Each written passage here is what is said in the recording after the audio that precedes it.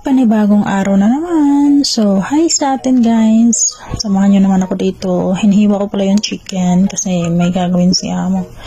Ang gagawin ko dito, hiwain ko lang. Tapos pagkatapos hugasan. Hindi naman masyadong maliit kasi ilalagay ko lang yan siya sa blender. Pag-blend kasi ni madam kasi kailangan niya daw na gusto niya yung mga maliliit talaga. Para kasi sa sambusa yan. So, alam na this. Sa pag-sambusa na talaga yung pag-uusapan. Nako, talagang nangangamoy Ramadan na tayo nito. Ready na naman ba ang katawan natin? So, sa kapwa OFW dyan, ready na naman ba tayo sa puyatan? Sa mga alam na, loto dito, purong oil na naman to, prito dito, prito doon. Makikita naman natin yung mga pagkain nila sa isang buwan, paulit-ulit lang. Pero nakakaano lang kasi kukontrol mo din yung pagkain. Pati ikaw na hindi ka naman bilong sa kanila, hindi ka naman kagaya nila.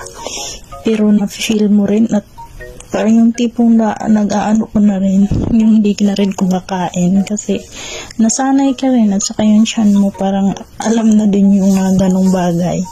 O kasi ganyan ako pag during Ramadan parang nagpa-fasting na din ako. So katulad din ako na nagpa-fasting, ayaw ko nga sanay na kasi ako na hindi kumakain na katulad nila, yung tipong pag anong oras sila kumakain ganun din oras yung naghahanap yung tiyan ko ng makakain. Tapos pag nakakain ako ng maliit hindi na ako naghahanap, parang ganun ba na nasanay din yung tiyan mo sa fasting nila.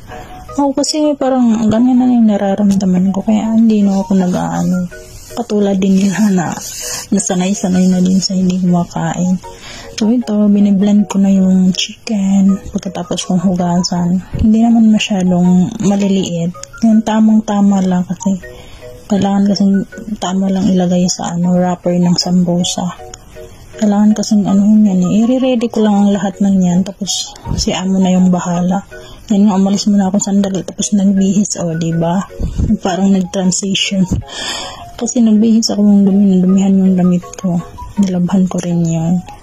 Yan, pagkatapos kong i-blend yan, lagay ko lang yan sa plato, ready ko lang mga yan, tapos si amo na yung bahala, siya na yung magluluto, tapos ako na lang yung magra-wrap na mga ganyan, ako na yung maglagay sa wrapper niyan.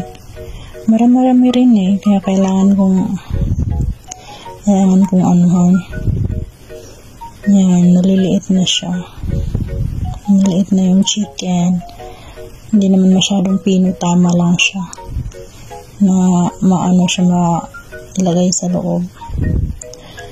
Ayun na siya. So, naka-ready. Yan na yung mga gagamitin ni amo na mga naka-prepare na. At siya na lang magluluto yan mamaya. Kaya, yan yung wrapper na paglalagyan ko. So, at yan yung chicken. Marami-rami rin yan pag magagawa yan mamaya. So, guys, hanggang dito na lang muna tayo. Sa susunod ulit.